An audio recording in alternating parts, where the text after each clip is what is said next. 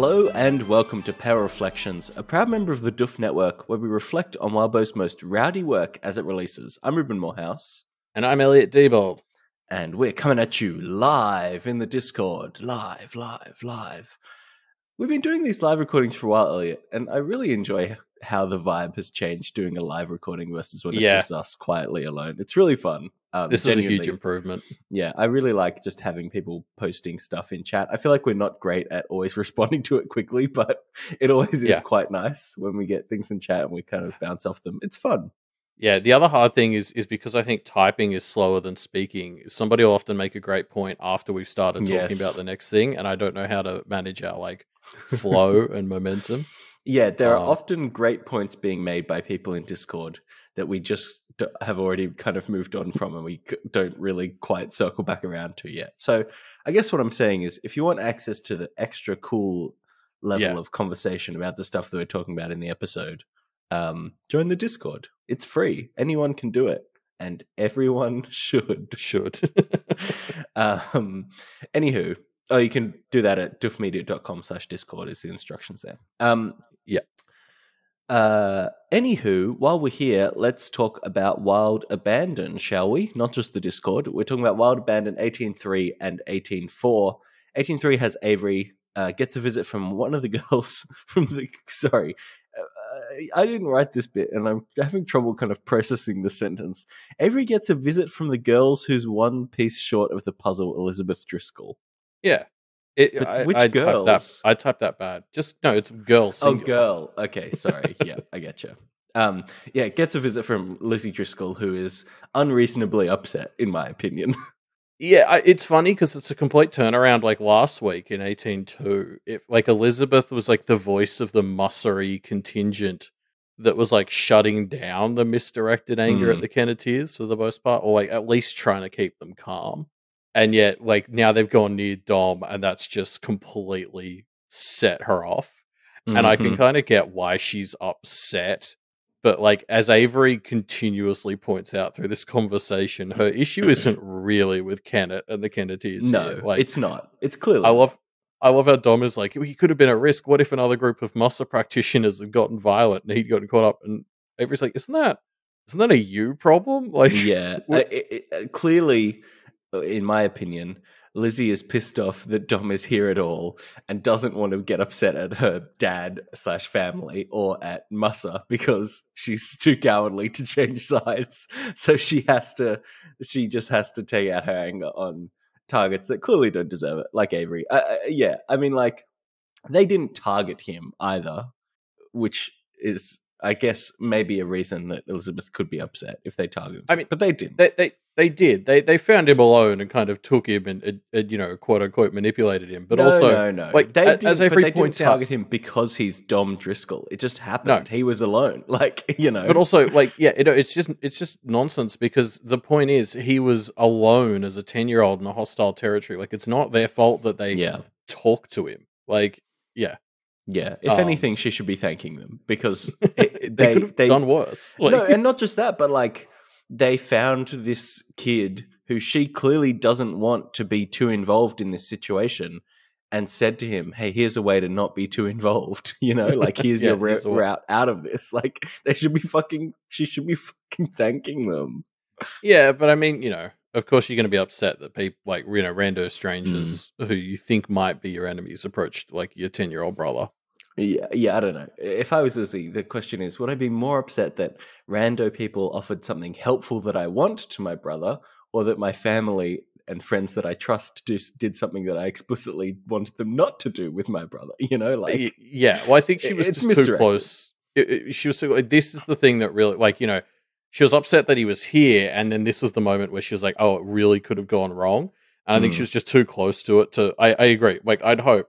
Unless she's really dense, that if she thinks on it for a day and she calms down, she'll have to be surely she'll have to be oh, the problem was that he was here in the first place, not that they approached him. You would hope. I don't know.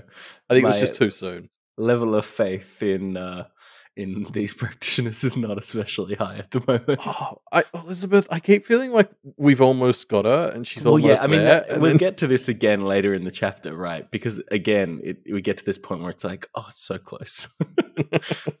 um, so this is also like where we learn, like I think it was touched on last week, or maybe we all just assumed, but like this is where we really start to talk about the fact that like all the other places, like the ruins and the spirit world, have also been fucked over by Charles. Like basically Mm, everything Earth adjacent mm, um, has been completely uprooted by him. I love the imagery that we get of if the ruins are a deep ocean, then what we're seeing is like something that eats the corpses of blue whales whole yeah. has emerged, which is just like terrifying. And I guess we'll talk about him more later, but I fucking love Charles the Maniac and the fact that he's waking up krakens of the ruins Yeah, yeah, yeah, just to yeah. fuck with everyone.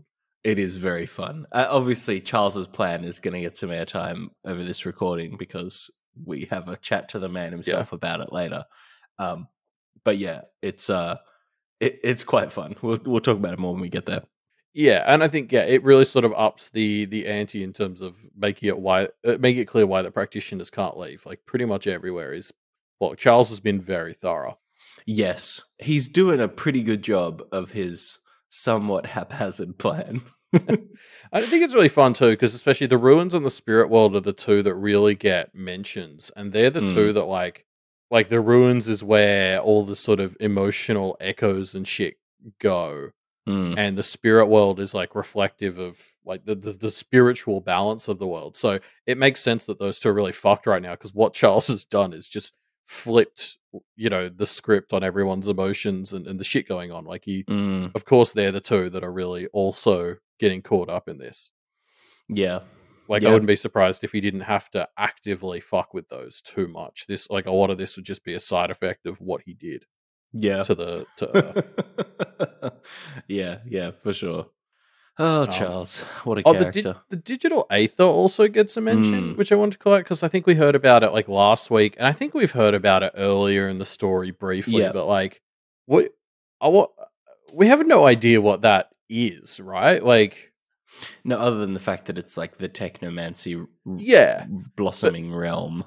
like, yeah, you can sort of make some broad assumptions, but I guess like I don't know what I'd expect it to look like. Like even the abyss, we've never seen the abyss, but we've been told it looks like hell, or people thought yeah. it was hell. So you can connect some dots and assume there's fire and brimstone and shit.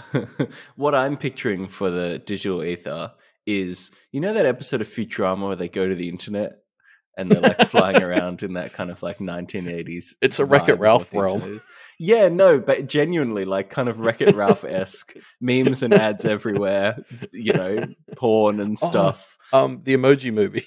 The Emoji Movie is another great example. Any of these types of properties that like try and conceptualize the internet as a virtual space, effectively what fucking Meta is trying to do at the moment is Oh, effectively what I see the digital ether as, right? let's not talk about that. This is a work-free zone, Ruben. I don't Yeah, know what to talk sorry. about.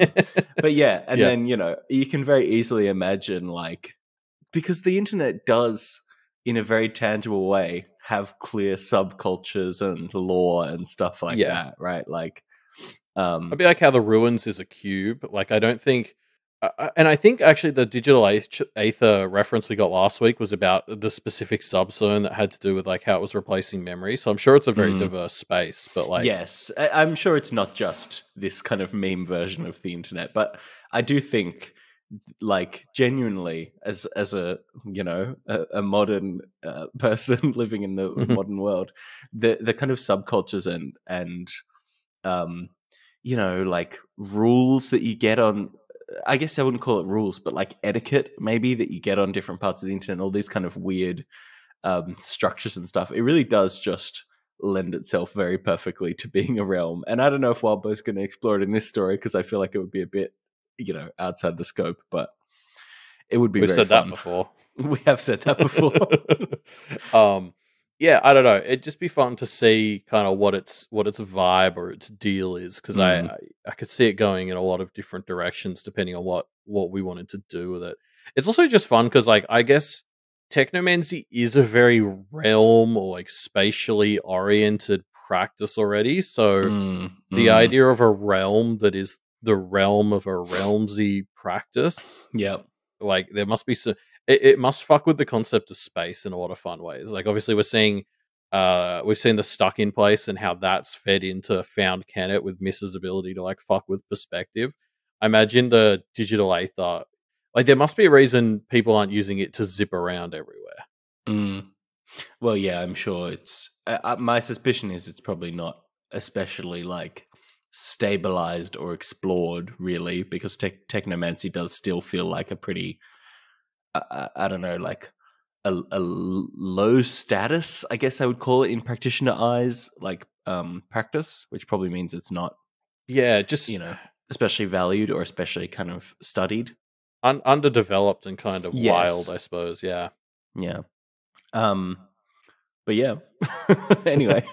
I don't know. Yeah, I'd love to see more of it. We also get a throwaway line that Snowdrop isn't with Avery for most of this chapter because she's off training to be a Goblin Sage, Mm, which I just wanted to call out because like it's neat, obviously. yes. But also, does that mean like she's back partnering up with Toad Swallow? Like, because Toad Swallow's whole thing is he wanted her, and then she was moving to Thunder Bay, so he like cancelled his plans for the market like entirely, and then they sort of talked him into still doing some Yeah. of it anyway. And so then, like, is he now back on? Oh, I'll just have Snowdrop as the sage in a few years, and I'll have like an interim, or Yeah, I is think she that's just where it's generally leaning towards. yeah, or is she just generally leaning towards because you could be the Goblin Sage in a different place? Like, True. I mean, obviously Thunder Bay, maybe with the legendaries out, they could start to have goblins there, and she can be the sage there. Like, I don't know. I'm interested to hear more about Snowdrop's career plan, basically. Mm, yeah. Yeah. Uh, we'll find out, I'm sure. I don't know. I don't think we have enough info. My gut feel would be that it's the Toad is just kind of getting a bit of tutelage in for Snow while he can before she goes back to Thunder Bay, and then when she's Yeah, back, maybe in the future, there'll be a but bit of a leg up. yeah, I mean, I guess this touches on the whole thing of like Avery doesn't strike me as the sort of person who, like, when she's in her 20s, is going to be like rooted to a place, especially No. Kennet too much. So it feels like these two, they have been in a lot of ways quite attached at the hip at the moment, and I think that makes Mm, sense for now. But like, are we reaching the point where they need to have the conversation about the fact that like, they're going to be long distance familiars for mm. presumably a chunk of their lives? Yeah, I suppose so. I don't know. Yeah. We'll have to see how it ends up going. I mean, like obviously Avery is going to be connected to Kennet regardless, so maybe there's a way to Yeah, have that be like if Snowdrop's in Kennet, Avery's visiting every so often, like maintaining that connection. I don't know. I don't know. yeah. I guess I'm just thinking like at the moment, Snowdrop is constantly looking out for Ave, like as a lookout. She's going on every path Yeah, with yeah. Avery. Like that feels like it's not sustainable once Snowdrop starts to actually have her own life, No, basically. it doesn't. It doesn't. But also, we are kind of and have constantly since the beginning of the story somewhat been in wartime. So who knows? Exactly. So yeah, I guess I'm just curious to sort of see like this feels like it's starting to lay the groundwork maybe for this conversation Avery and Snowdrop will have about what their futures look like. I don't know. Yeah. Um, I wanted to call out a quote from this section as well, where Lizzie says that they were discussing around their offer to help people get out. Lizzie says, the sentiment is you've created a problem and now you're selling or offering a solution, which is so fucked because Musa created this problem. Musa, like, it's so fucked the way they continually frame it as like, oh, I can't believe you'll cause problems for us by defending the town that we were trying to conquer. Like, how come you're causing these such problems? It's so fucking ridiculous. Well, yeah, it's the double standard. Like it's like the fact that Musa did just up and leave, and none of them are expressing any ill will towards him Yes. for just abandoning. Yeah. Yeah. Um, Um, I really do think I don't know if the Kentis have kind of dropped this bomb yet, but like dropping the bomb that hey, Musa was the one who let Charles become the Carmine. It's a piece of info that they should share more readily. Like fuck you, I don't we know tried how. to stop this. Musa did it. Yeah, I don't know how much of a secret that it actually is. Who knows? Yeah. Yeah. I mean, they're acting like they don't. I don't know. Maybe they just don't see it that way. But we're obviously in the Kennedy's perspective. So we're seeing it from the Kenneteer's head. But I swear to God, like Musser put Charles where he is. Fucking Well, hell. yeah. And Liz even says in this chapter, like, it seems like Musser has protection from Charles and stuff like that. And I just want Avery to be like, yeah, because they made a deal to get Charles to this position. Yeah, because they cut a deal, exactly. Yeah. Yeah, I don't know. I can understand the sentiment. I mean, this is one of those sentences where somebody says it, and I'm like, oh, this says a lot more about you than it does about the Kenneteers. Yes, that your for sure. assumption is that they've created a problem and now trying to extort money out of you, as if that's what they live for. Yeah. Yeah. But yeah, I mean, like, I guess that's sort of the sentiment throughout this, like, this whole conversation with Elizabeth is Avery is really, like, she's really good at kind of not taking shit and, like, sort of laying down the law, or, like, not backing down. Like, it's one of those moments where, Avery, as she is now, really stands against the Avery at the start of the story, because, like, Lizzie asks for them to open communications and get rid of the Turtle Queen. And Avery's like, okay, just as long as you promise to pay us back 3 towns if we lose our current town. And and obviously Liz can't take that deal. And so Avery's like, well, that proves it, right? Like, that proves that this is something we can't do. Yeah, it's very, like, it feels like one of the Lucy sort of strengths that she's pulling. Like, as she's getting more confident, she's able to pull some of this Lucy adjacent stuff where she's just able to lay out the facts and be very confident and just be like, well, it sounds like this is a you problem. She's not like as much of a people pleaser or desperate for approval like she used to be. Yeah. Because I guess the other thing that stands out to me on that front is, have you noticed, like, say, since about halfway through the last arc at least, there's been a massive uptick in Avery doing, like, big hmms in her narration? Like, she's constantly, maybe it's just me, but, like, I feel like she's constantly sort of going before saying stuff, and, like, really noticeably umming and ahhing, like, and so stuff, which is funny because in arc 13 she was trying to get Lucy and Verona to train her out of doing that. Well, she's been away. They haven't had the opportunity, I suppose. So she's slipped back into old habits. Well, see, it's funny because I think, like, usually umming and ahhing and stuff like that is seen as, like, a thing of not being confident, like, constantly going like or ah is like, yeah, not being sort of surefire in what you're saying and stuff. And I don't get that vibe from Avery. Her hums are like this very considered, like, she's basically, doing the, like, Archer, like, putting a finger up, being like, just wait for me Give to me a put this second. together.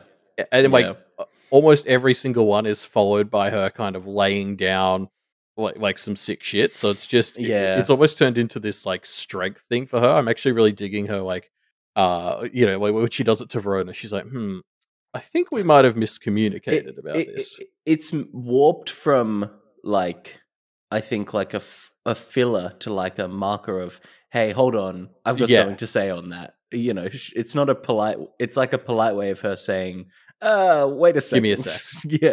As opposed to stop talking, that's wrong. As opposed to how old Avery would just come out of a conversation and be like, well, I didn't really get to contribute to that because I was drowned out by everyone else. Now she's like, she still gets her second, but she's able to claim it by like making everyone shut up as she hums. Yeah. It's good. It's fun. It leads to fun moments where she'll go, and then, actually, I don't think that's right, because blah. Yeah, exactly. Instead of uncertainty, it's rumination. I like that phrasing by Aziza did it. So yeah, just like a nice little thing, because just all the hmms. At first, when I started seeing them an arc or so ago, I was like, oh, this is a bad thing, but it hasn't turned out to be that. Yeah. And so she also works in, how we mentioned the 3 towns if we lose our town thing. That's like her, as opposed to getting forsworn business, just because, she doesn't think anyone should be forsworn. And let's just let that fact simmer as we get into the next chapter, that Avery is doing her best to make sure people getting forsworn isn't really an option. Yeah. So this friendly conversation turns into a support request when Elizabeth and Avery figure out that the 30T boogeymen have invaded the Blue Heron Institute. And it's really fun how I think Elizabeth and Ave had already been, like, getting less confrontational as this conversation was going on. Like, it had Avery had calmed talked down. her down for sure. Yeah, like, it was starting to get productive, but then the second this happens, it's, like, completely wordless that both of them immediately switch to, like, emergency, help our friends, and, like, team up sort of energy. Like, I think we know that Elizabeth and Nicolette are, like, as good friends as you can get in this fucked up practitioner world. Mm. So, I just kinda liked how seamlessly the two of them sensed something was wrong, and just immediately, like, the notion of not trusting each other completely disappeared, and Liz was just fully on board with doing whatever she could with Avery to help. Yeah, it very quickly they got on the same page about, hey, we need to deal with this situation. Like, there's stuff going on here. Yeah, Let's but put aside our minor differences and yeah, they don't even have they to don't even say it. say it. It's just Yeah, very obvious, apparent. and And that's yeah, like Elizabeth. Maybe read into that when it shit actually matters, you just instantly like, oh yeah, I can trust Avery. yeah. This scene really again is one of those moments of like, hopefully Liz reflects on it and realizes, she's on the same team here. Time to go all the way. And then in this like bit where they're fighting, the boogeyman, there's like Avery gets to do her Kenneteer ambassador thing where she just drops some words, and Elizabeth's like, "Holy shit, you got us like halfway there." Yeah. Just with some words, and also like she's like, "Are you sure you can donate this kind of power?" And Avery's like, "Yeah." Like, Yeah. I always love seeing the Kenneteers do this. Yeah. I mean, the original plan was a great one from Mrs. perspective, and if not for Charles and Marcy, I think it would be working. Yeah. Well, and especially because Liz is doing like the fucking CW style. She's like cutting up her knuckles and like pouring blood out of her hand, and meanwhile Avery's just like, "Hey, this is for Kenneth. Do it for Kenneth." Yeah. Like, yeah, I don't That's all know. you need to do. I was thinking the other day, like the weird thing with like Mrs. Plan, right, is say we finish the story with the Kennedys having won a bunch of the practitioners over, and they defeat Charles or they defeat Musser or whatever, but it's kind of like all of the practitioners are better and nicer now. There's going to be some dickwad in the story, like if Charles is still around, he's going to claim that this shit he did created an environment which made it easier for them to do this. Mm-hmm. I think that's what's really fun about, even if like the goodies win the story now, there's going to be people who are like, yeah, but if Charles hadn't done it, then their plan wouldn't have worked. Yeah, no, I think so. The Charles apologists, I guess. Yeah. If there's any way you can spin it that he's created an environment which made it easier to get the practitioners on side, some dipshit in the story is going to make that claim. Probably Charles. Yeah, for sure. Yeah. It's to get back to this scene, things do get pretty dire pretty quickly. I was kind of like, in my head, I was like, no, we're just halfway through a 18.4. Nico and Zed aren't actually going to just die here, but it got really, legit. Well, because so these like Mad Hatter bogeymen, if you call them a threat, they basically get a tie to you. So like the black box, they just instantly tied to it because it had identified them as a threat. Like that's so broken as a mechanic, and especially like just shitty for Charles to do, because the black box is probably the one ray sunshine thing you can point at and say, hey, this seems like a healthy, good idea. And he's like weaponized it because you can have information hazards in this stupid world. Like it's just it's such a wild idea that these boogeymen can attack anything that labels them a threat, and also that Charles would do this to specifically stop stuff like the black box. Yeah. It's wild. Charles has done so well here, right? Like, yeah. We maybe I'm giving too much credit to Charles when this is like Marisica planning or whatever, because it feels like Marisica tier pre-planning. But we hear about, obviously, the Boogeyman Hero one, and we know there's other traps. We hear that Frankie and the Goat was a trap in case Florin did end up taking over Thunder Bay. And I'm kind of sad now that we don't get to see how that trap would have played out. But yeah, he's done really well, like shit. Yeah.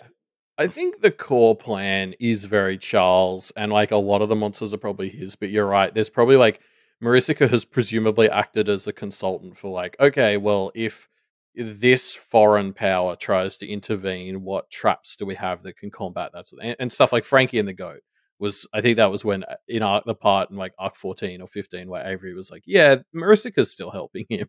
Mm. Yeah. Um, yeah. I mean, I guess like speaking of like power, because I'm still like the thing about Charles's plan is I didn't realize he had this much power or like this capability to fuck things up. Like I really did. Like again, I didn't anticipate this turning Ontario on its head plan coming because I didn't think he had enough power to do that across the whole state. And then Yeah. to find out he's still this is only his opening gambit. Like I'm still Yeah. like fuck. He had so much more power at his fingertips than I realized. Yeah, I mean, like we were pretty intentionally. Oh, sorry, we were pretty regularly calling out that it didn't seem like he was doing much, but actually, he was just spending all that time doing shit in secret, which is Yeah, pretty good stuff. well, I thought he was doing that, but I thought him doing stuff in secret was like it.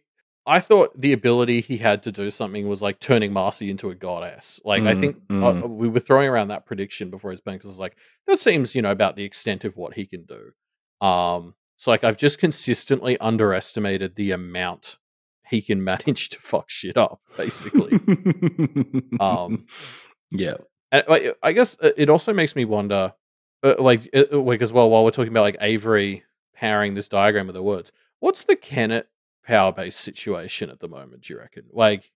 how powerful is Kennet? Like, because Miss is one of the people who's pledged to give a percentage point of her powers to Yeah, the Kenneteers. Presumably, that's been juiced up by the fact she's now a demiurge. yeah.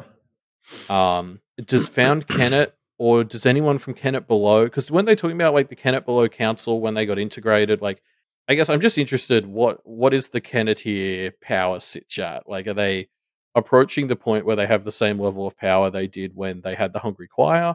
Are we like halfway back to that? I feel like they're pretty powerful at the moment, like with the different kind of realms, and yeah, like I don't know, they're feeling strong. Yeah. And it feels like Found Kennet and Kennet Below would be helping, especially as Kennet Below has become more formalized in its ties to the other two. Mm. But also, it makes me think we should, maybe we should let Marcy back in, just get some of that, Get some of that celestial, blood god power. yeah, Yeah. because I think she got out of having to contribute to their power base when she got evicted. Mm. But I mean, she seems even cooler than the Hungry Choir in terms of juicing the Kenneteers up. Yeah. Yeah. Oh, drawing from the shrines, Mirth Strike points out that's a good point. Yeah, the market as well as it says the market folks, like What Killwagon and stuff are probably donating some power by being here. is that in the terms? Do you reckon to visiting that you have to donate some power to Kennet? Well, they maybe like there's like a entry fee or whatever, Yeah, because I don't think it's just ambient stuff they get from how good Kennet is. Oh, I suppose that there's that to a varying degree, but it was very specifically. I thought the others were contributing parts of their power. Mm. So yeah, I don't know. Yeah. It'd just be fun to guess. I guess I don't know. See sort of how they compare to their old selves. Yeah. Yeah. True. I feel like I think they're definitely getting stronger and stronger, but hard to quantify. Well, and because they're learning more too. Like I think Yes. this was the thing. I remember talking about this like back in arcs like 11 and 12, where Kennet was at its weakest at that point, and we're like, oh, it's really fun because the Kenneteers are the best at using the power they've got now, but they have less than they did at the start of the story. So it's kind of they're better, but also worse. And that was like a really fun story idea. And I guess I'm wondering where we are on that sort of scale now. Mm. Yeah. Yeah. I don't know. But yeah, so they save Nicolette and Zed, and then Avery heads back inside to chill with her parents a bit more and just kind of bask in how much her dad thinks she's cool. I love this moment where Kelsey's a bit like, okay, can we sit down tomorrow morning and like just make an agenda, figure out like, oh no, sorry, I think she wants to make an agenda for the next morning. She's like, if we get out of here by 6, we can hit there Yeah. by, we can reach Thunder Bay by 10:30. We'll have you in class by midday. Like she sort of blah blah, and Avery's just like, oh yeah, that would give us like, some time to clean up from any mega huge parties Rowan's throwing. And Kelsey's like, please, I will snap if anything like that. Please don't joke. Like I'm fully serious right now. And honestly, that reminded me of like Connor's jokes, like from earlier the story. Like, when Avery had come out and Connor kept like goofing off about stuff, and Kelsey like, this is not funny. This is like a serious thing. And I was like, oh, poor Kelsey. She's just surrounded by these fucking Kelly goofballs who just don't take anything seriously. Yeah. No, I mean, they add levity to the situations they're in. Yeah, it's fun how we're seeing how much Avery is very much Connor's daughter at the moment. Yeah. Like, the two of them are really, the more they're vibing, the more I'm like, oh wow, I really see that she is her father's daughter. Like, he definitely like homeschooled her and stuff because he's like rubbed off on her a lot. Yeah. Yeah, and I suppose we should talk about, like Kelsey's definitely, there's like this moment where Avery overhears a conversation between her parents as she's coming down the stairs, and it's like Kelsey's sort of having a meltdown, and as she explains it here, it's because she doesn't know what Avery's future looks like anymore. Like, before you could plan for stuff, like you could plan for them to go to college, to get work, like have careers, and she doesn't know what that looks like anymore now that Avery's a wizard. Yeah. And I guess this is what we were talking about a lot last week, but it's the same sort of thing where it feels like Kelsey wasn't as phased by Avery coming out as gay, because in 2020, for a lot of people, that doesn't necessarily mean it's cutting you out of things like going to university, getting a career, living like a fairly normal life. Like, it's not nothing, but like in a lot of places in the Western world, it's not as huge an obstacle as it used to be. So now Kelsey's been hit with a sort of coming out that like she doesn't know what the future looks like for Avery anymore, and that's thrown her for a loop. And it's just, again, such a fun idea that Kelsey's the one struggling with this one because she was a slightly more progressive than Connor the first time. Yeah, it is fun. And yeah, I really like the angle that Kelsey takes on this one as well. Like, she talks to Avery about how she doesn't want to be a two-dimensional movie parent, and just kind of respond with anger, despite the fact that, anger is a very natural, like, human response to like fear and all these kinds of emotions that Kelsey is feeling, right? But she's trying to be better than that, and trying to like figure out what the normal plan looks like, and struggling with that. Like, it's just great. It's just really nice. Yeah, she's not just this big looming obstacle. She's not a brat. She's just like legitimately worried, because she sort of, in her head, I guess, had this expectation that her child would lead a somewhat normal life, and now that it's gone. Like, it's an understandable freak out. And it's just interesting to compare that to, I think, like Connor kind of went through the same thing at the start of the story, or not the start, but arc 7-ish. Yeah. Yeah, just parents. I'm so happy that this evolution of the stuff with the parents is so fun, as we knew it would be. Yeah, the parents have just been one of the standout things in this story. I think, like, the way they're actual people and also have their own stuff going on, but also they're very much the Kenneteers' parents. I can't read it. One of my favorite things about the parents of this story continues to be that, like, Jazz will say something, I'll be like, fuck, that's a Lucy thing to say. Yeah. Like, and in a bit, they're going to dress their parents up in masks that are themed on like them. Yes. And it's just stuff like that. Like, the parents really feel like parents in this, and I love it. Yeah. Yeah. So Avery decides to call the Garricks to get assistance on moving some people through the paths. And after a bit of brief negotiation, they're obviously very willing to help, and so they kind of show up to be their wonderful best practitioner family selves. It's there's a lot going on here. I don't know what order to talk about stuff, because it's a lot of this ties into when they actually land in the town in a bit. Let me start with this one then, which is when I kind of noticed this funny thing where whenever people leave a scene in this chapter, they start running off. And I just kind of like that Lizzie Driscoll does it earlier, where she's just kind of like, "All right, great, good work," and then she just kind of starts sprinting off to the next thing. And Avery does the same thing here, just kind of like she finishes her conversation and she goes to jog off to meet Lucy. And I just thought it was really funny as a great marker of like things are so fucked in town right now that you literally can't afford to walk anywhere; you have to run. I just thought that was fun. Yeah, I mean, definitely, Verona's not in the chapter, right? If you know, like, if we start seeing Verona jogging around, that's when you know shit's tense. Because Avery running places just feels like that's Avery, right? She runs everywhere. She's insane. Mm. It's Verona. Like, if you've got Verona running, well, maybe Lizzie is in that ballpark too. I don't know. I don't know where she stands on her love of jogging, but yeah. Mm. Yeah. Part of me's like I remember the times we've seen Verona run but from place to place, and you're like, oh shit, serious if Verona's running. Yeah.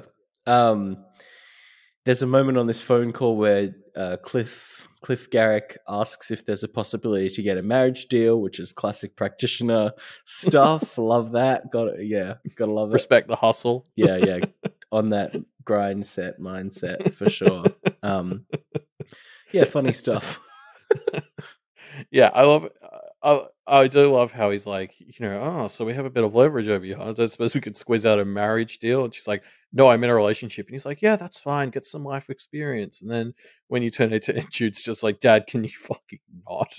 Mm. I think this is really like funny as well to put in a thing before we're about to see them as like Avery introduces her family to them as like, hey, this is an example of a family in this world that functions. The ones who are trying to like extort marriage out of me at age 14. It's just it's a I don't know, as much as the Garricks really work out for Kelsey in the next part. I do like that we get moments like this to remind us that also they're still a bit gross. Yep. Yeah, I mean they're practitioners, right? Like, that to me was like the greatest marker of like, I love the Garricks, but they're still practitioners, and that's worth keeping in mind. The best kind of practitioners, but still practitioners. Practitioners. Yeah. Exactly. Yeah. So the Garricks arrive. They start heading through Kennet Found, getting a bit of a tour from Luna Hare on their way to meet Miss. And yeah, it's just like fun stuff, like fun shenanigans. I love their whole vibe of like I think found places like this are quite rare, especially safe ones. So they're all here with like fucking notebooks. Like there's a bunch of the cousins walking around like taking notes of everything Luna says as they like try to understand this space. And it's funny and also gives me hope that they'll learn to engage with it in a way that's less like when they go somewhere like the promenade, they were ignoring any non-hostile others and treating it just like a puzzle. And maybe this is the sort of place where they'll start to engage with the others in it as people and get better at doing that. Yeah. I mean, I'm sure the Garricks that were with Avery on that when she and Jude and a few of the others went to meet Miss for the ritual, like she was interacting with the others and clearly kind of demonstrating in places like the one with the sunburn, I can't remember what it's called, with the multiple suns, like that being nice and friendly to others is actually a really good way to do this. And now they've met Miss and they know that Miss is kind of Avery's benefactor / mentor and gives great information on stuff. Like clearly the Garricks are a pretty perfect pilot family for this idea of like changing the way practitioner culture treats others from a utilitarian kind of perspective, I guess, not a social perspective, but like it's clearly kind of succeeding with the Garricks. Yeah, I mean, the crux of Miss's whole plan with making Avery seem like a badass is really this idea of like the first step to making people not be shit is to incentivize them to be good. Like, really, when you start with a thing like practitioner culture, you have to start from a place of how do we make it like, a good thing for them to be good. And then you kind of hope that eventually people will just start being good. Yeah. By default, like they are in Kennet Found. But this is like that, very much that energy of incentivizing them to be good. Yeah. Yeah, and it seems to be going hopefully well. The other thing worth noting is like how well Avery plays this. When we realize that this is Avery's plan to show what normalized life in practitioner society can look like, it's brilliant. It's such a brilliant move by Avery, and it pays off. Obviously, we get this moment where her mum laughs and Avery thinks that it wasn't a nervous, high-pitched laugh, which is maybe the first time we've seen her mum laugh and not be that kind of slightly creepy, fractionally unhinged kind of laugh. And it's so nice. And it's like, Avery, you fucking genius. You did it. Yeah, you're right. That line about the laugh not being nervous and high pitched, is a really good delivery on how that laugh has been set up as like Kelsey's response. Yeah. This reminds me of when Avery had like Zed, Bree, and Jess over for that dinner, and remember her dad sort of like quizzed them about like their career prospects and stuff, and that was like almost like that dinner. I remember it felt like a big sort of part of Connor realizing that like Avery being queer didn't necessarily correlate with whether or not she was going to be able to have like a quote unquote normal life. When he saw like how successful someone like Zed could be and stuff, and this feels like Avery doing the magical equivalent of that. It's just like showing your parents that like this stuff doesn't have to mean you can't just do something normal, like unless other people stop you. Yeah, it's it's nice. There's a teaser for an upcoming interlude where Miss says, "We can talk again," and then lists all the people that she needs to talk with. A conversation with the Garricks, a conversation with Jasmine, and a conversation with the Kellys. And yeah, I'm looking forward to that interlude. I think it's going to be really fun. I hope the interlude isn't from Mrs.'s perspective, but is from her shitty, grumpy assistants. I really want to see Miss having all these meetings where someone like Jazz tears into her from this perspective of this assistant who just thought the sun shines out of Mrs.'s ass and is really annoyed when Mrs. is apologetic about stuff. Yeah. I think that would be really fun. Yeah. That would be fun. But yeah, no, like obviously I feel like the conversation between Miss and Jasmine has been like everyone's on the edge of their seat waiting for that since 1715. It's been coming for a while, hasn't it? Yeah, like I don't know. The build up feels like it's intense. I'm trying not to, I don't know, set unrealistic expectations about getting it. Yeah. The other detail we get here that I wanted to bring up, Lucy says right at the start of this sort of section, America is putting the goblin market at risk because she's a celebrity. Like she has that ability to tank their reputation, and it's getting to the point where like a lot of people won't be as interested if she's against it. Like whatever the opposite of a celebrity endorsement is, and it's just. I feel like I've been saying this a lot recently, but America, could you just not be like an absolute fuckwit for 2 minutes? This is I don't know. This is just so petty and vindictive by America. Yep. It seems like America is still just here to mess shit up. And like, I don't know. I feel like we need to hear from Liberty again soon. Like, what's Liberty up to? Because she was their endorsement on the first run of the market. So like, what does it look like to the goblins? I feel like a lot of the goblins would choose America over Liberty, but I wonder what it means if it comes to that. Or, I don't know. I just want to see Liberty come back and actually stand up to America and anthem. Yeah. Yeah. I hope we will get some more of that in the future. So, yeah. The groups then finally meet up with the Musserites who want to leave. There aren't as many as some may have hoped, but Avery and Jude do get a nice chance to chat and reconnect. Yeah, and at the very least, the like 20 people who have agreed have also gotten the violent contingent to agree not to fuck with it. Yeah, so they can actually get out rather than get stuck in the paths or whatever. Because I'm not going to lie, I definitely had in the back of my head the worry that some fuckwit like Easton would swoop in and like sabotage it as it was going. Or America, for sure. So I like that these 20 were not just smart enough to take this offer, but smart enough to get the others to agree to leave it the fuck alone if it works. Actually, this line was great because the first time I was reading, I was like, oh, cool. So they're not going to fuck with it. So now, like, there's really nothing stopping this from happening. This is great. What could possibly go wrong? Yeah. Before we get to what goes wrong, it's nice to see the Jude and Avery reconnection. And like, yeah, I think it was just kind of Jude has the time to process what's happened and kind of realizes it was a pretty rough situation, but there's not really a lot of fault to ascribe. It just needed to be processed, and then they kind of can bond again, and it's really nice.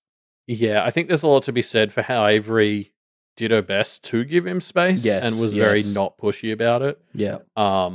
Because he very much comes at this from a like, oh, you really weren't kidding when you said that your life is a fucking like, dumpster fire of like shit going on. So like I'm sure him seeing it helped, but I do think her just the way she handled it did a lot as well. Yeah. So yeah, fingers crossed the BFFs are back. Yeah. Thank God for that. Yeah, I guess so. I'm just also thinking, and like people bring this up in the chat as well. Like, so Sin is one of the people who's labeled as, I think there's a handful who are here, but they're on the fence. They're not sure whether they're going to go with them. Yes. And like Avery sort of, does the job of the metaphor and sort of says, oh, these are the people who are on the fence about whether they're like explicitly on Moss's side or just like not, or whether they're dickheads or not, basically. Yeah. And I love that like Sin is the major example we get for that, because like coming out of the interludes from Eloise and Elizabeth, I was very much like, I don't know what my read on Sin is. She's very powerful and she's like willing to work with people like Massa for a 5-figure rate, but like what is her stance on this stuff? I don't feel like she ever really had to take a stance beyond, wow, Verona's strong. So I don't know. I'm hoping that we actually get to see more of Sin and where she's at, because she seems really cool. Yeah. She does seem cool, and it's interesting. Like these on the fence people, I wonder. Yeah, like because obviously the way this chapter ends, I wonder if it's going to lead to them being more likely or less likely to want to leave, given that it kind of goes a bit messily. Although it does then get maybe resolved next chapter. Hard to say. Yeah, it sounds like there's more to talk about with Charles, at least for Verona. But I mean, I guess this is the thing. It comes down to how much these other practitioners believe that the Kenneteers aren't working with Charles or not. Which is something that is a bit up in the air, because they kind of say they're not, but like Marissa isn't helping because she says that, but she clearly fucking is. So I kind of can forgive some of these other practitioners for not 100% buying that the Kenneteers aren't with Charles. At least not completely against him. Yeah. So yeah, that feels like it to me. Is like, how much are they going to feel that this is the Kenneteers acting like they're against him, or like this is some weird 5D ploy that, I can just imagine someone being like, this is a ploy. It's like, how does this benefit us in any ways? I don't know, but that's why it's a ploy. Yeah, I guess they just want to see, like, is this a trap? And if not, maybe there'll be another batch of 10 or 15 people that want to come through after or something. I don't know. Well, so that's the interesting thing. I'm jumping ahead in the notes here, but the compromise Charles sets up towards the end of the next chapter is that they're only going to get this one round. So the people who don't go out this time can't use the Garricks, which is a very fun, like, we are now very much stuck with America and friends who aren't going to leave tonight as a problem. Yeah. So yeah, things look like they're going smoothly, but then Charles arrives and fucks it. Signature Charles play, just coming in right at the last second, coming in and shit to throwing hell. in a few gainsayings. Yeah, which is fun. Great lead into the next chapter, I suppose. Oh, isn't Charles the best villain? He's so such fun. a dick in a very fun way. I was giggling when this happened, because the delivery in the text is so good too. You're just like reading it, yeah, and then just like without any announcement, it's just suddenly this piece of like dialogue in the script that's just like, and you Peter Garrick, I gainsay you for 54 days, and it's like, with no warning that Charles has appeared or anything, we just get that line of dialogue, and I almost like read past it the first time and like did a double take. I was like, wait, oh my god, that fucking asshole. It's so good. Yeah. Oh, I love him so much. he's Yep. he's just he's got such a penchant for drama as a villain, and that's what I love to see. Yeah. Um. Um, and he gets Avery to yell at him. Like Avery, the delivery on this line is Avery. It says, "What the fuck are you doing?" And then the text says, "The words felt like they would have come out of Lucy's mouth, but they'd come out of Avery's." So it's a real good moment for like you know, you've done something so stupid, even Avery's yelling curse words at you. Mm-hmm. Yeah. Oh, Charles. I guess we'll dive into that a bit more next chapter. Yeah. Next chapter starts with Verona continuing her domain claim, first entering Boy Suspicious. And so many suspicious things happening from this boy, aren't there? First, I want to call out, though, how does Verona know his name? There's this very strange... I was kind of read through this, and it was very suspicious, yes, where she just kind of calls him Boy Suspicious, and then the text immediately responds by having him have that name. And I was kind of like, is this, did she just name him, or was it on the paperwork or something? Like, it was on, she was filling out the memo form, so it could have been that. I assumed it was that. We're getting confirmation in chat that it was the paperwork autofilling, which I Okay. think makes sense. But it just was this very funny thing of, she calls him Boy Suspicious, and then the text, when he next speaks, says Boy Suspicious or whatever. And so I was just kind of like, wait, hold on a second. Yeah, anyway. Great one, Elliot. Very good. I loaded that up on Thursday as soon as I read the chapter. Yeah, I think what I love as well is like just everything about this guy. Like he refuses to answer any of her questions. Like, yeah, he does answer them, but in the most suspicious way. I'm thinking like they agree to trade questions, and she asks him a question. I can't remember, but it's a very sensible one. And then his first question he asks back is, "Do you take the same route between home and school every day?" It's so fucking sus. Yeah. His first thing that he says to her is, "You're a witch, right?" Yeah. "Do you make love potions?" And it's like, "Oh, Boy Suspicious, please." Yeah, it's very fun. I mean, this is just a very goofy way to open the chapter. Then we get into the real who's on first level shit with Douglas did it, his dad, and it's just so silly and very fun. I think the thing I like though, so to go back to the love potion line, like Verona doesn't rule it out in this like way where she's kind of like if you give me a good reason, I suppose I could make a love potion. And she sort of lists her reasons, and they weren't terrible, but there was definitely I was sort of reading her hypotheticals, and I was like, I feel like there are better solutions to most of these problems than love potions. But like it's that classic sort of Verona of I'll hear you out at the very least, which is I think sort of the vibe that the story is very deliberately reminding you she has as we head into this chat with Charles. Yeah. But yeah, I do love his dad. Like, yeah. There's the whole thing where it's like it gets really awkward if you ask Douglas did it what he did. Yes, and it had me wondering. Do you remember like when we met Ratko, the guy who like got moved out of your eyesight? Super powerfully, like it's sort of this thing with Lost Riders. They have their gimmick and it's super strongly entwined. I was like, yeah, does Douglas did it have a thing where if nobody around knows who did it, he has to like claim that he did? He has to have done it. Yeah. Like my concern with people, if you're constantly asking him if he did something, he's like compelled to sort of say yes, or the universe rearranges itself so yes, he did do what you're asking. If anyone farts in an elevator, Douglas did it, is the one who will take the blame, basically. Yeah, like he can't lie though because they're all on the seal, so that, like it'd have to be more nuanced that way. I kind of like the idea that it's just the universe makes it so that it is true that he did it. Like he also farted or something. Like I don't know.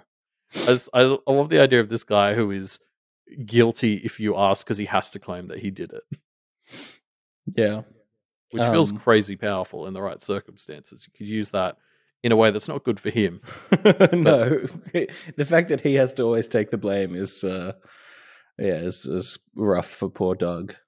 I love how Boy Suspicious says that their like family creed is you're innocent until proven guilty. Yeah, I mean that's again a very we suspicious thing to say. we really believe in that. Yeah. I love this guy. Very fun stuff. So yeah, Boy Suspicious, no contests, and next up, Verona gets 2 new house pets. Yes. And the first one is a pigeon that is the size of a pigeon, which I really love that description Yeah. because I was like, that is actually warranted. Like, Yeah. I sort of read it the first time and I was like, yeah, you know what? I actually did need to know that it's just regular pigeon sized and not like a pigeon man.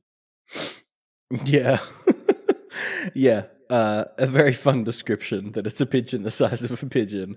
And this is some fun Verona interpreting others who are bad at, or, use non-traditional communication methods, which is obviously one of Verona's biggest things. So it's very fun. Yeah. And just, like, I do think the pigeon is pretty good at working with her. Like, he sometimes pulls out notes or he's like got a variety of gestures he can do. I love that he has a fucking resume. I just I just want to talk about the fact that he's got his resume where he's like, yes, I filled in as a bird on Falling Oak Avenue, and sometimes I've gone and watched people to make sure that they don't do the wrong thing. Like it's just so funny seeing a Lost bring in their resume Yeah. and treating it like a job. I feel like this is what like Found Kennet is doing in the coolest way. Is like. Kind of finding the fun in the boring and mundane. It's like, yeah, we have resumes and job interviews and bureaucracy, but they're fun. And like, yeah, we have a family of criminals, but they're funny. Like, it's just such a fun idea to reflect Kennet above. Like, Kennet below is very much like intentionally inverting a lot of it. And Kennet Found is very much like, what if we leaned into the bureaucracy but made it not terrible? Yeah. Yeah, effectively, this pigeon is applying for to rent part of Verona's, part of Verona's house, right? Her domain, and it's very fun. It's the same pigeon and squirrel who tried to dress Avery up last arc, right? Like the ones who kind of came out of nowhere. I mean, maybe it's funnier if it's not. Maybe Sleeves just has a dozen pairs of these guys, well, entrepreneurs. It really reminds me of like a Disney princess kind of vibe where Sleeves has animals that help get you clothes and all this stuff, and it's very fun that now some of them are just going to be kind of Verona's animal pets, companions. I don't know. Yeah, it's funny to compare, like, I guess Avery and Verona's responses to them. I guess like Avery kind of they didn't really ask with Avery. That was probably the big part of the problem, is they just showed up and tried to dress her. Whereas at least now they've learnt their lesson and they're going through the proper channels. But like I would like this guy's basically planning on doing Verona's clothes shopping for her, and all of that because we've seen that like Verona doesn't really enjoy doing that, right? Like she just likes getting some clothes that she likes and being comfortable in them. And I think the idea that somebody could bring her the clothes that she likes, I mean, she seems, I'd love that at least. Like, I'd love not to have to go clothes shopping. I just want somebody to pick shit for me, and if I like it, then I'll wear it. It sounds fantastic. Yeah, and that's why we're so proud to announce our new sponsor. They're a box that will send you clothes every week, and I've forgotten what they're called. But what are they called? What are you talking about? You don't listen to much podcasts, do you, Elliot? I swear to God, half the podcasts I listen to have this sponsor that you go online. Oh, Stitch Fix, that's it. Fuck. You go online and they send you clothes. Oh, I have heard of that. Yeah, from the Adventure Zone. Yeah, this is just the magical version of that. Well, I think like because so this is one thing that comes up here, and this is so weird, but like Verona thinks on the fact that it would kind of be weird to have them as live-in servants, Yes, and obviously like the concept of live-in servants, but like specifically Verona almost comes at this from a bit more of an angle of like just having people in her space would be annoying. And I have to say, this was something like, as a kid when you're watching like BBC dramas with, wealthy families that have live-in servants. That was always the thing that I was like, I don't understand why you would want people around like that all the time because you have no privacy. Mm. And so I really vibed with Verona's because it's like, it's obviously not the biggest problem with having like live-in servants. Yeah. But it's definitely like, it makes me really uncomfortable, the idea that there would be people just around in your space all the time. I really vibe with that, like being an aspect of the problem. Mm. Yeah. Yeah. Because I think in this world you can kind of sidle around the whole like, it's wrong just to have servants thing because these guys clearly want to do that. Which is like a whole thing, but like, yeah, if you live in the world where there are people who want to do that, it's still weird, and I'm glad Verona sees that. Yeah, it is strange. Yeah. But yeah, Oh, also fun, perhaps. she does. So the pigeon offers to get her a rainbow sweater too, which is like clearly not Verona. And I remember they also fucked up dressing Avery correctly. But I just love that Verona's like, yeah, you know what? I might try it. Like a nice rainbow sweater might be a good thing to wear to the fairy courts. I was like, Verona, don't go to the fairy court. What are you talking about going to a party at the fairy courts? And also wearing rainbow feels like, I don't know. If you go to a party in the fairy courts, your goal should be to attract as little attention as possible. You want to wear an invisibility cloak to the fairy courts. Yeah. Yeah. So, anywho, after the new pet servants depart, we get Easton, who attempts to contest Verona, but is too shit to do it effectively. I love Easton so much. He's become. I think we can pack up the one from Deep Impact and label Easton the new Dunk King. Because he's just such a dweebus. He really is, isn't he? This is a very funny. He's so fun to laugh at. He is. I kind of can't help but feel a bit bad for him, but like, oh yeah, because he is clearly so like. This whole chapter is just how warped practitioner society and being part of Mus's crew has made him. But it is just very fun to see how confident he is, and then for the universe to decide that he's shit at art, which is just like very fun. Oh yeah, Fran Val says in chat, he's the Team Rocket of Kennett, which is so true. Yeah, I really love how he sort of comes in and starts trying to like gainsay Verona, and she's like, you want to go to the fucking judges about this? And he's like, oh, so you understand that it's rigged? And she's like, yep. Like eat shit. Like I think the thing that really hurts about Easton is that he definitely reminds me of a lot of the 14-year-old boys I knew when I was that age. Mm. And there was probably a little bit too much of Easton in me at that age. Like, it's just so sad because he's been brought up to think everything is a hierarchy. So everything to him is either like win or lose. Like you're moving up or you're moving down. Mm. Yeah. And so like everything has to be better than someone, or it has to be like good. Like his whole thing with the private art tutors, where he's like, I've had private, well-renowned artists or whatever, and it's just like, come on, man, you know that art like doesn't come from a place of private tutoring, but like he has to hold on to that kind of privilege because it's like the only thing that gives him his status, and his status is what he's been taught to value. Yeah. Yeah, he just is a real goober. Like Verona tries so hard while they're doing these drawings to actually like engage with him in regular conversation. Yeah. And he just refuses. He gives her nothing back except being a fucking idiot. Yeah, and like, real Musa obsession. Yeah, should we address I that line? Like, it's the obvious line that jumped out from this scene, right? And I think it's it makes Easton's like adoration of Musa I don't know if it's just an awkward 14-year-old boy thing or if this is like Eastern processing that he's got a kind of crush on teacher vibe, you know?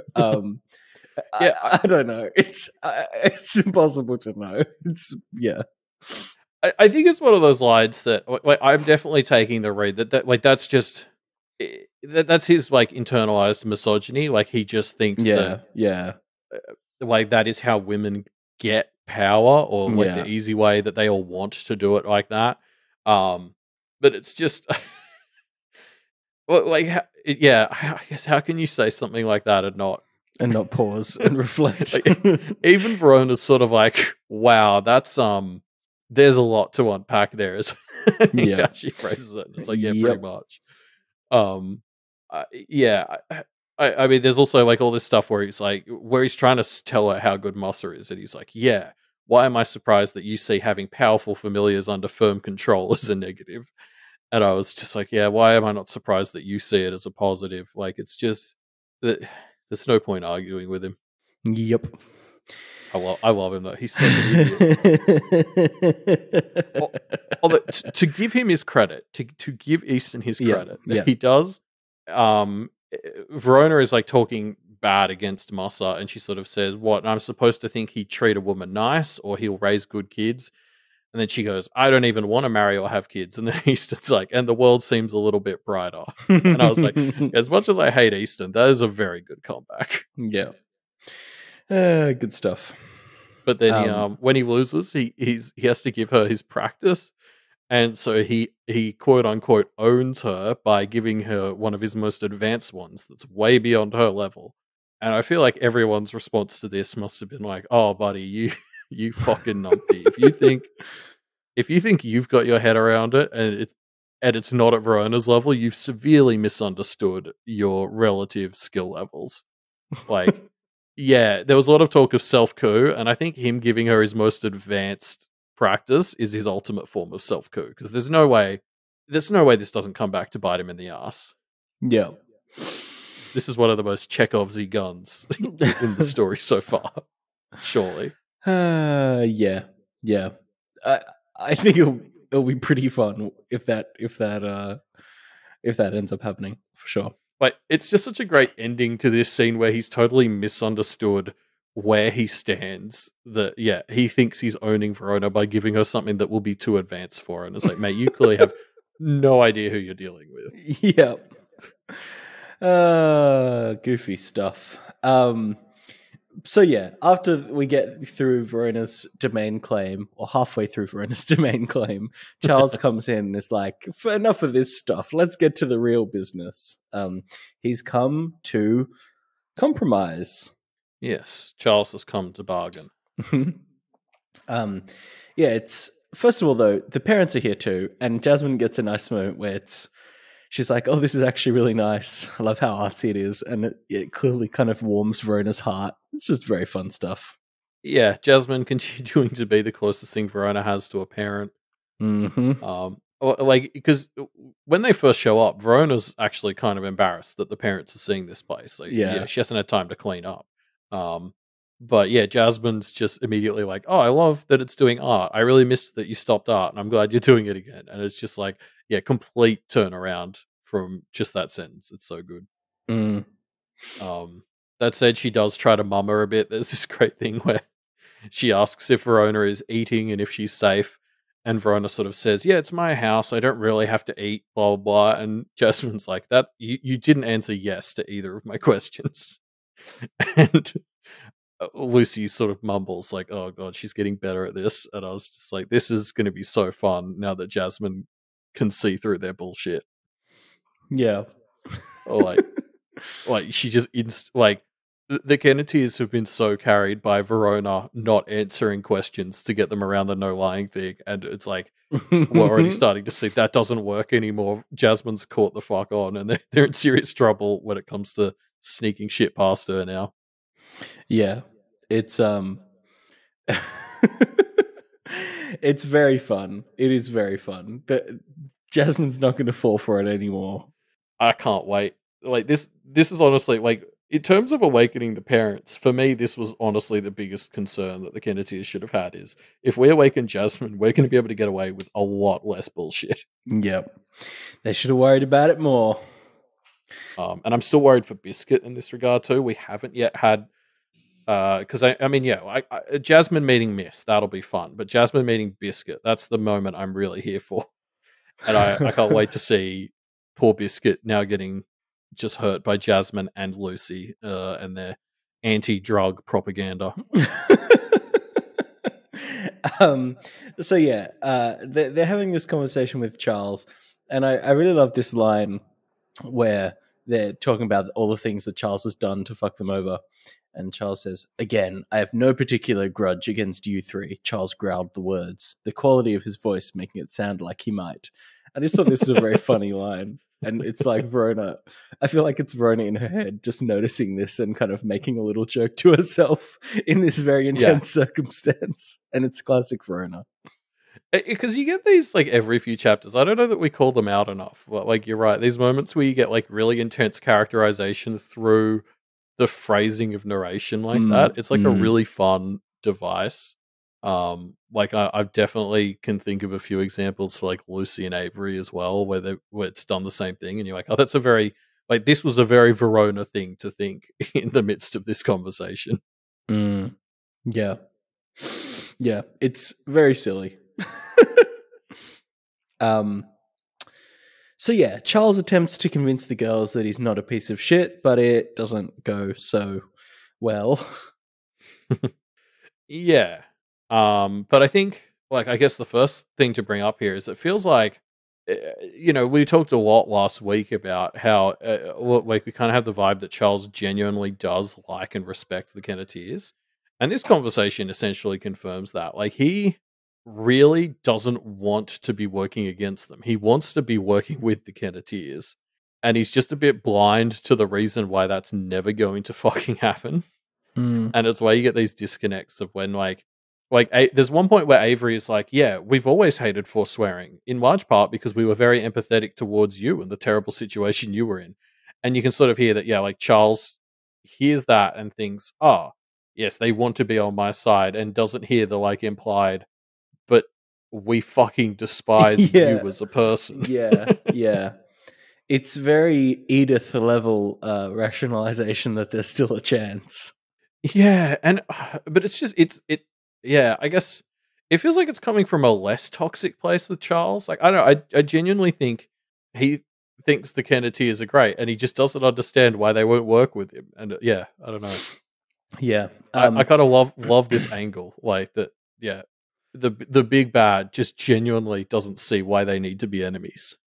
Yeah, and I like that Verona knows that he feels like they want to be friends, and is reading the manipulations that we see here is very, very fun. Yeah. Having said that, this plan revolves around the fact that he's still Charles, which he seems to be, but also Marcy is still on his side. Like, there's a few ways that this could go wrong. Yeah, I suppose we'll get into it a bit more when Verona sort of really pulls out what she's planning here. But yeah, it's definitely. I mean, they're playing with fire, very literally. Mm-hmm. Yeah.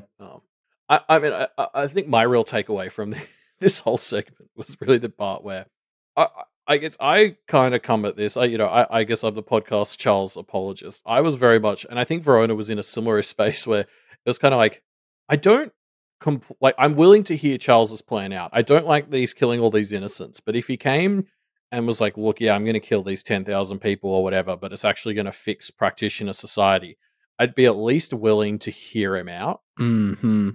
And that's sort of what he's doing here. He's trying to make his case. And it essentially all culminates in this idea that once he turns this place into a trash fire for 50 years, everyone's going to look back, look at it from the rest of the world and be like, oh, shit, this is what happens if we're mean to forsworn people. We better treat everyone with respect. Mm. And I was just like, this is the most delusional, stupid Yeah. shit I've ever heard. Like, Yeah. It's not a Charles, very good yeah, way of thinking about it, is it? I wanted to be on his side, and even I was like, "Come on, man!" And like, because then Lucy's like, "No, what they're going to do is the musses are going to be like, oh, look at what happens without us. The whole place goes to shit." And it's like, yes, this obviously what's going to happen. Like, Charles is kidding him. Like, he's deluded himself into this read of this will help because this was the only plan he could fathom, like with his resentment, and so he's like concocted this delusion of like, oh, this is how it will achieve the goals that I want. And I was just like, oh, buddy, like, I wanted to hear you out and think that your plan had merit, but this is just the wildest end goal for your plan. It's ridiculous. Mm. Yeah. Yeah. It's I don't know. I feel like it's probably quite strongly guided by revenge and Yeah, wanting to yeah, fuck over the exactly. practitioners that fucked him over. I wonder It's if just he's like pissed off that John. One of the reasons that killing John was on his list was because John killed Alexander and prevented him from taking that revenge. I know. I think he'd just be glad Alexander's dead. Mm. It probably hurt him more to kill Charles because to kill John because John was the one who killed Alex for him. Yeah, yeah, true. I don't know. Yeah, it's just it's. I wanted to live in the world where Charles like had the 10-step plan that would make me go, okay, this is worth discussing, even though we're probably going to say no. And then just to hear that this is his sort of endpoint, I was like, oh, you're an idiot. Mm. I want to believe you do, but no. Yeah.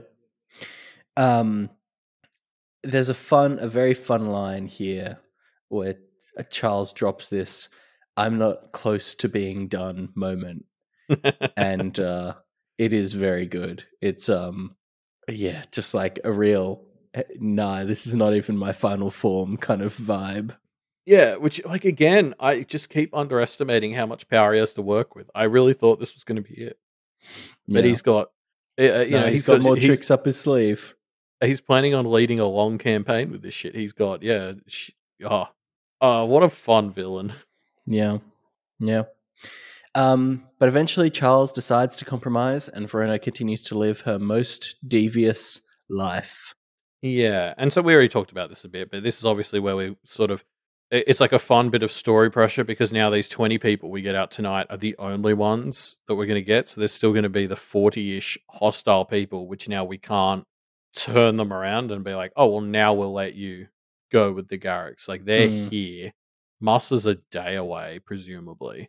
Yeah, like it really sort of ups the stakes with how the Kenneteers or Kennet as a whole are going to have to deal with, America and her lackeys, basically. Mm-hmm. Yeah. Yeah, it's things are gonna get hectic. Yeah, because like you've got to try and take all of those 40 people out of action before Musser and Co come back.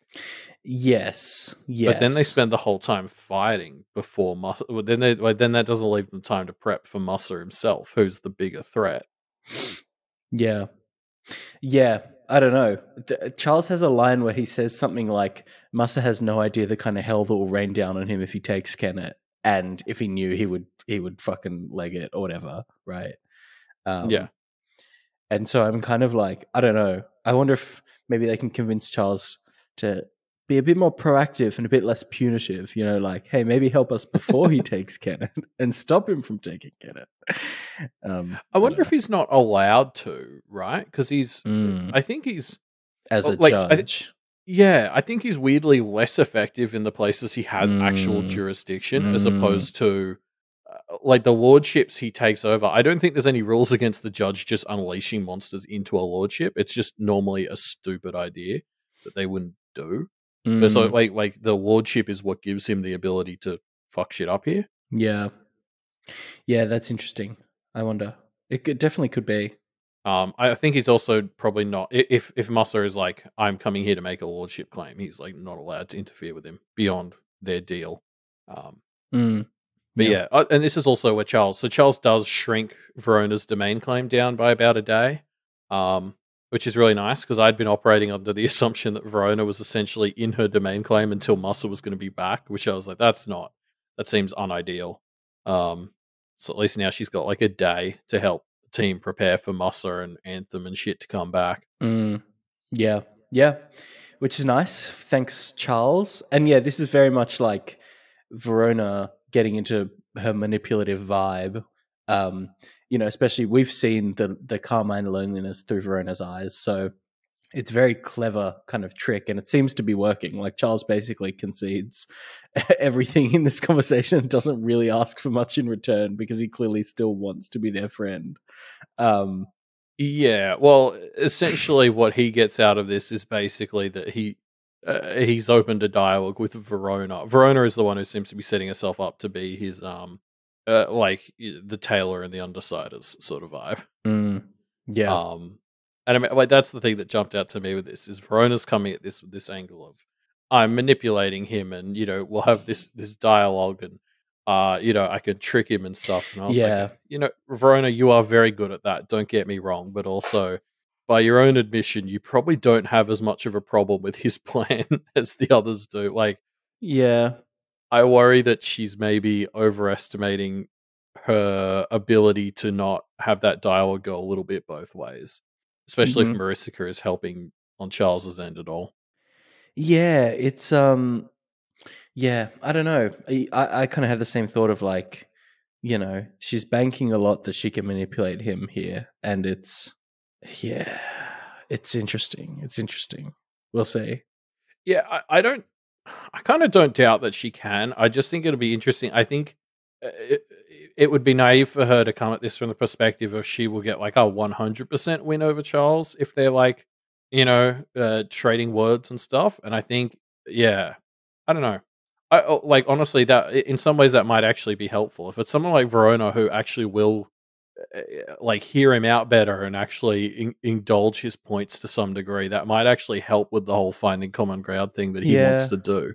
Yeah, but it might help by having Verona potentially move closer to accepting that his way of doing things is okay. Yeah. I mean, I guess we'll see. I just think, I mean, she is the best person to do this because Lucy, understandably, can't look past what he did to John. And Avery like is sort of similar. Verona is the one who I think is willing to kind of, I mean, have that chat and talk it out. I'm just super excited to see what this actually does to her because, like, that was the whole thing with her domain ritual, right? She was like, I want to take the darkness in me and in others and use it to make nicer things, like, or try to find the good parts and lift them out or whatever. And this is the fucking deep end of that pool right here. Is going straight to one-on-ones with Charles. Yeah.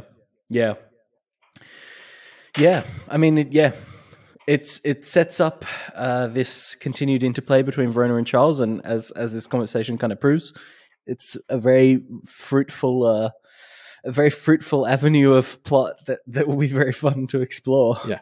So yeah, because the thing I forgot to mention actually, like, and the part of the reason I suspect Verona is underestimating her end of things is Verona's pretty fucking lonely too. This chapter is very good at bringing that up. She's surrounded by a lot of people, but Charles, so is Charles. Yes, Charles' loneliness is that he doesn't have that person he can springboard off in the same way. And Verona's like, yes, I have that same vulnerability too, which is why I'm perfect to manipulate him. It's like, yes, but also. Yeah. So yeah. Anyway, that's setting up a potential future point, a plot point, which will be very fun. I can't wait. I can't wait for God, the rest of Charles's dumb plan. Yeah, but before we find out more about that, we'll have to wait for future chapters. But we have more to talk about because we have some predictions from the community left in our Pale Predictor form that our community is predicting.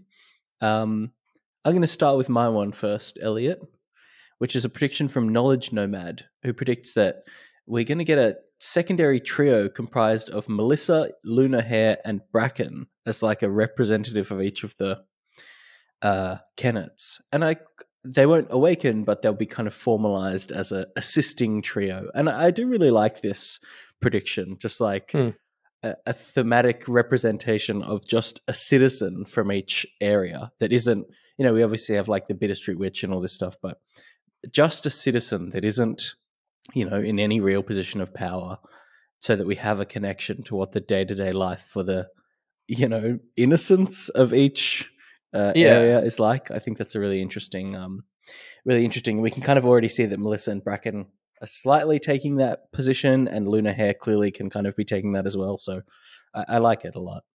Yeah, because there's obviously, I'm still really interested to see what this three-pronged governmental body ends up kind of looking like in practice. And yeah, I love this idea of this, not like a junior council, like the Young Justice Squad, but the yeah, like I guess the sort of the youth members of the trio of places. Yeah. Yeah. Which prediction did you pull out this time, Elliot? I've got one from Propaganda Pagoda, who's attempting to solve Hazel's rule of pursuit. And basically the thing that they've latched onto is the two times we've seen it done, the people weren't doing it necessarily to help or protect themselves, but in the service of other people. So when Hazel pushed the wolf, or her wolf of a husband, onto that path, she did it because she was trying to protect her companions. And when Avery did it to Florin, it was because she was working in the service of Thunder Bay and protecting Thunder Bay. So essentially, their theory is that especially the reason this has been a blind spot for practitioners is because essentially the clue is to not be doing it selfishly. Yeah. I like it as a rule. I think it makes sense. Yeah, for me, there's like a missing part of, like, mechanically in the paths. Why would this be a thing? Like, how does that fit into what the paths are? As like a place either of pursuit or as a place of imagination or all that. I honestly, I only pulled this out 5 minutes before we started recording, so there's probably something there. I just, haven't been able to think of it. But it's the kind that maybe there's. I really like the idea of systems that are inherently anti-practitioner if they require you to do something for non-selfish reasons, which I think is very fun. But yeah, the question of like, why does the path care about this is the real rub, right? But I do think exactly. There's possibly an answer to that. Yeah, I liked this as a solution. Like, I definitely can't think of any reasons why this isn't it. So yeah, fun.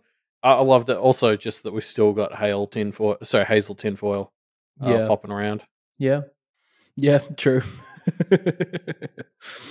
So yeah, thanks everyone for leaving those predictions. If you want to predict some stuff of your own about what direction the story's going in, you can find the link in the show notes down below.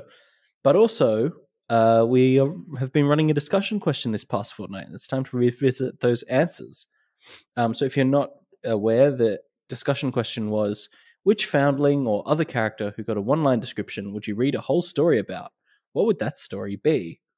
Now, we didn't get very many actual foundling responses, did we? We got a lot of other characters, which is fine, of course. A lot of really interesting ones. Yeah. Also, a lot of people didn't answer the second part of that question, but it's fine because a lot of their answers will made me go like, "Oh yeah, that person. I forgot about them." Like, just to pull out one of those to start with. Landis963 said they want to hear more from the Nega Snowdrop on the original Forest Ribbon Trail, like the possum that was always telling the truth. And I was like, oh yeah, I forgot about that person. They were creepy as fuck. There's a lot of those kinds of others that we only saw very briefly and haven't really revisited, so they've slipped out of your memory. But when you think of them, you're like, oh yeah, they were really interesting. Yeah.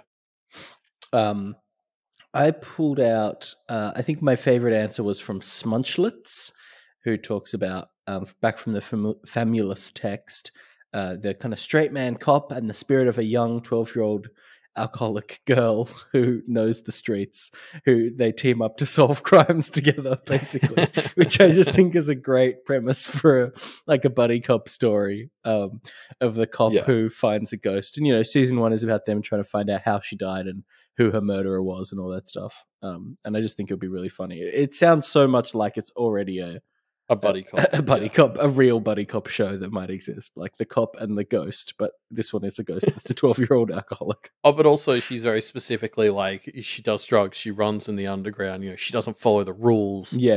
Ruben. She's a loose cannon, is what you're saying. Yeah, I mean, Sponsorts also did point out that, like, just in general, those 3 textbooks we got at the start of Arc 6 are full of one-line description people. Like, Walbo loved to give us examples of all the things he was talking about. This was just the one that jumped out to them, but there, there's probably like 50 you can pull from those books. Yeah. Captain Rhino pulled out the spider in a business suit, who I believe that was from the Promenade. And yeah, they were talking about how, maybe they're a human who gets made to look like a spider, or they're a spider who takes the opportunity to be more human. Like, yeah, who knows? They expressly made the comparison to Ratatouille, but instead of it being a chef, it's a spider who's a really good day trader. And I just thought that was very funny. Like, again, a very silly movie that I'd love to see. Vice Versailles talked about Amine Roscoe, who from the BHI was referred to as having taken the name of a god and forcing it to unmake itself along with its children, which is just like bizarre and never explained and obviously needs explanation. So that's a pretty good example.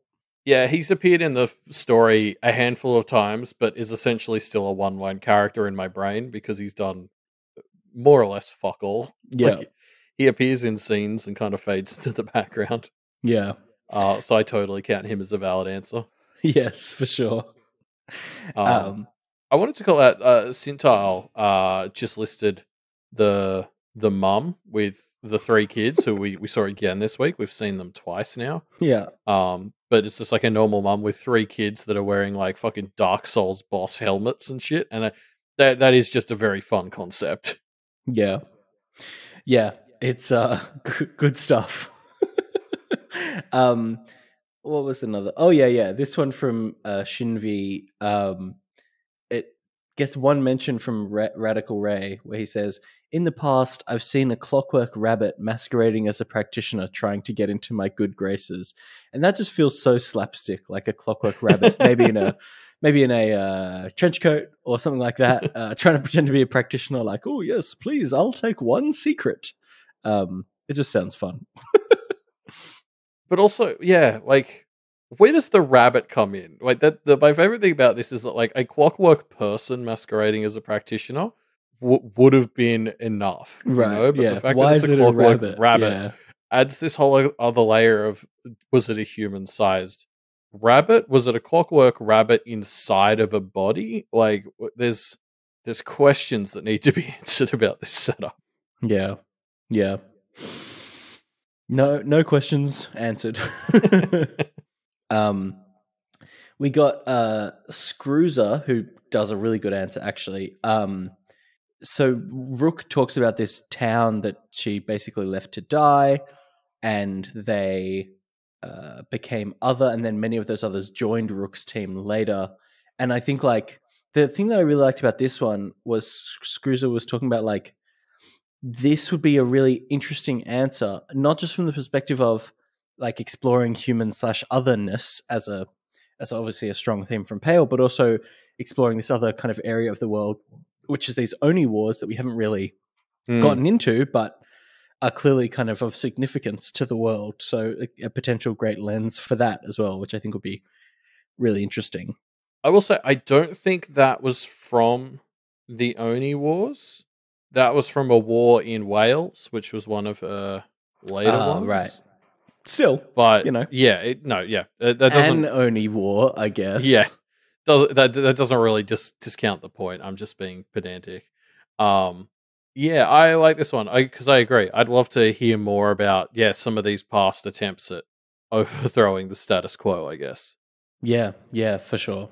I think it would be very interesting.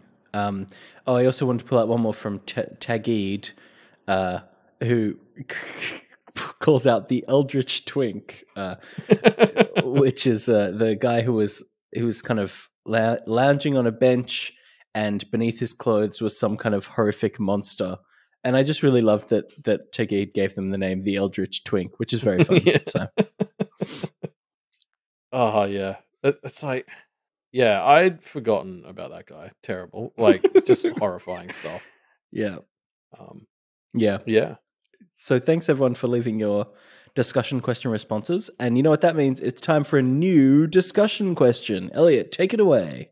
Yeah. So this time we're asking everyone, how should parents balance giving responsibility to kids the Kenneteers age? So I Mm, guess we're thinking about, like, with all the talk from like people like Jasmine and Kelsey over the past few weeks about like, uh, is doing something like awakening their kids a bad thing or not? I suppose, because I think there's arguments to be had about sheltering them versus giving them responsibility. You don't want an Easton on your hands, but you also don't want Lucy having to have near death experiences once a week. yeah. So yeah. Yeah, I don't know. It's an interesting one. I think we'd love to hear perspectives from parents as well. If any parents out there Yeah. want to think how they would give responsibility, balance the responsibility and magic and security of the world. Yeah, you can leave your answers to that discussion question in the discussion thread linked down below. Yep. And don't forget to check out our Twitter account at Pale Reflect Cast. Mm-hmm. There's memes sometimes. Yeah, every day we post a new Pale meme, so head on over there for some fun stuff. You can also, if you want to check out any of the other great shows on the Duff Media Network, you can head to duffmedia.com. There's all kinds of great shows about a whole variety of topics on there, so feel free to check it out. If you like those shows. If you like this show, head on over to patreon.com/doofmedia. That's where you can donate, become a patron. And that's basically what keeps these shows around. It also lets us do some of our bonus shows like The High Ground, which came out a few days ago. Mm-hmm. That we have just started talking about the Mummy series, which is very near and dear to my heart. I'm very excited to go through it all. Yeah. Actually, sorry, that's a lie. I'm very excited to do the next one. And then after that, I'm less And keen. then we'll see, yeah. And then we've got the 8 Scorpion King movies or however many there are. Yes. So while you're on Patreon, of course, make sure to check out Wildbow's Patreon as well, because giving him money so that he can keep creating these stories is a wonderful thing to do. Yeah. So with that, we'll see everyone next week for more Wild Abandon. Farewell.